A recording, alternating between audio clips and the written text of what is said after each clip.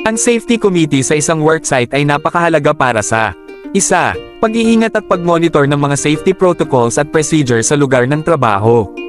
Sila ang nagtatag at nagpapatupad ng mga ito para maprotektahan ang mga manggagawa.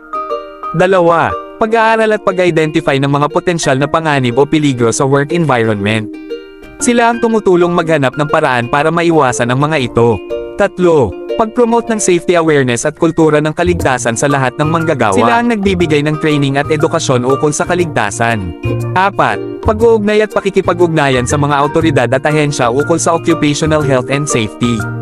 5. Pag-monitor at pag-evaluate ng mga insidente at aksidente sa lugar ng trabaho, at pagrekomenda ng mga hakbang para maiwasan ang mga ito sa hinaharap.